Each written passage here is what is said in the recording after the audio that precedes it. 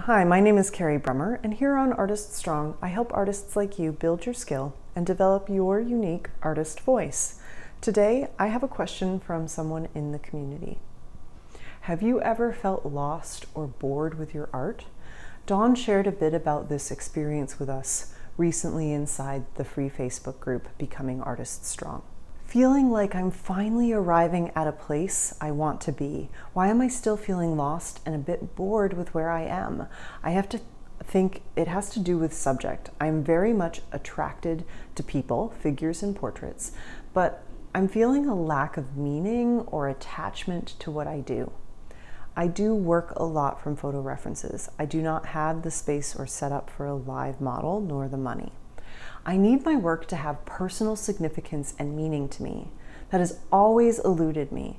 While I'm proud of my work and usually like the end result, it often feels like artifice. I'm so grateful for Dawn for starting this conversation because I know that I have felt this way too. And if Dawn and I have had this experience, perhaps you have too. I want to break this topic down into a few points for discussion. 1, I do work a lot from photo references. I hear self-judgment in this sentence. Is a work less valuable or good if it comes from photo reference?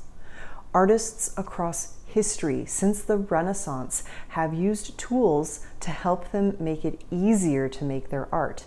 And yet many of us hold internal definitions of art that tell us our art has less value when we work from photo reference or use something like a grid.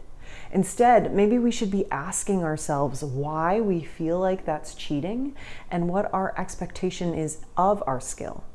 2, there is benefit working from life. And we don't have to spend money to have models to work from, especially if our focus is on the clothed figure or face. Go to coffee shops, sit in the park, try to capture people quickly and see where it takes you in your art. We can look in the mirror as well. If your personal definition of art calls you to work in a certain way, without photos, for example, then find ways to honor it instead of working in ways that continue to make you feel inadequate or uncomfortable as an artist. We can build strategies and steps in our skill development and media exploration that truly honor our personal definition of being a successful creative. I say this because I want you to honor whatever direction you feel called to in your art. Don't let fears around lack of skill or resources stop you. 3, while sometimes you have a subject matter you enjoy and even see a style in your work, you can still get bored or lose direction in your art. This is one reason I generally encourage artists to work in a series.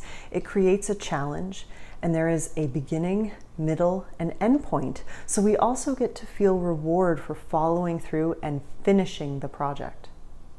4, but how do we find that series idea or project? By showing up and making art even when we're bored, by being curious and listening to podcasts, looking at artists from past and present, by asking ourselves lots of questions about our art and why we want to do it to begin with. I've always enjoyed portrait work, but it's taken 30 years to figure out what I want to say with my work and have a common project or goal that helps drive the artistic decisions I make and give me the sense of purpose that I hear Dawn wanting. What are you curious about right now? What are things outside of art that matter to you? 5, starting this conversation is the beginning of taking action and steps to help you figure this out. Bravo! Don't stop. Keep asking questions. Keep sharing your art and asking for people to give you their personal reading of the work. Ask yourself why, and see what rabbit hole you fall down. You'll find it as long as you keep looking. And what you'll also find is you'll be making the art you've longed to make as long as you keep looking.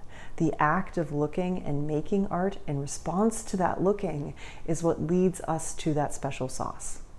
Too many artists think there is a secret path to voice and style and purpose, but it's right in front of our eyes. And one reason we can avoid it is it means showing up and doing the work. This post from Artist Strong is brought to you by the Artist Strong Studio, our community of patrons who believe in and support this space. You can also become part of the Artist Strong Studio for a small monthly commitment as low as $1 a month. To learn more, visit patreon.com/artiststrong. A special and sincere thank you to current patrons. I couldn't do this work without your support. Now, let's start that conversation. How have you found your purpose in your art? Or if you're still looking, what takeaway today has you thinking differently about your art? Comment below and tell me more. Thanks so much for watching, and I'll see you here next time on Artist Strong.